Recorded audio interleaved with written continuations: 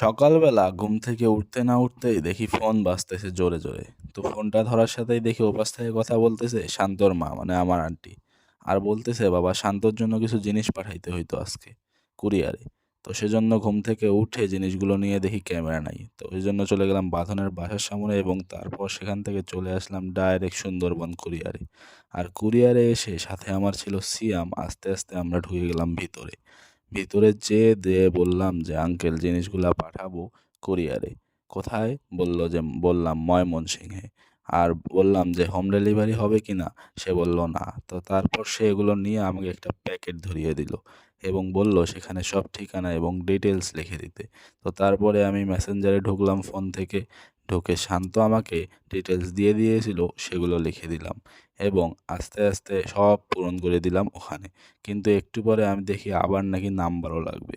এজন্য নাম্বারটাও দিয়ে দিলাম এবং তারপরে সেটা জমা দিয়ে দিলাম এবং বললাম যে খুব তাড়াতাড়ি যেন পাঠিয়ে দেয়। তো সিয়াম বলতেছিল যে কিভাবে কি প্যাকেট করে দিবে না দেবে।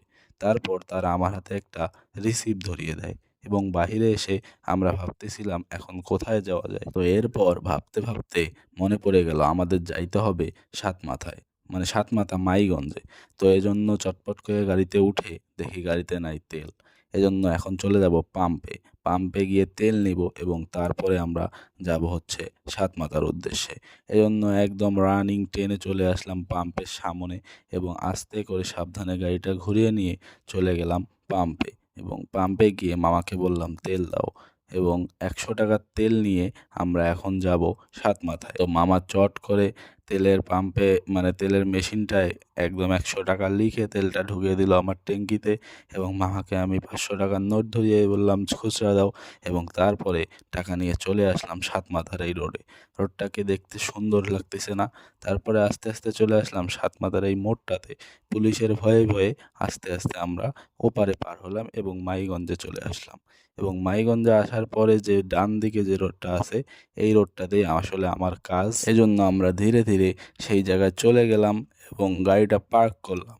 পার্ক করে আমরা উঠে গেলাম দুই বন্ধু এবং আস্তে আস্তে চলে গেলাম ২ তলায়। আর ২ তলার এই রুমটাতে আমাদের হচ্ছে আজকের কাজ। কিন্তু কপাল খারাপ, যে দেখি যার সাথে দেখা করতে আসছি সে নাই। তো এজন্য দুইজনে বসে থাকতে থাকতে তারপর কথা বলে আবার বেরিয়ে পড়লাম। তো এখন আমরা বাসা চলে যাব, কারণ কাজ হয়ে গেছে। আর আজকের ডেইলি ব্লগটা এখানেই শেষ করব। দেখা হবে নতুন আরও একটি ডেইলি ব্লগে। যদি ভালো লেগে থাকে তাহলে অবশ্যই লাইক, ফলো এবং শেয়ার করে দিবেন। আসসালামু আলাইকুম।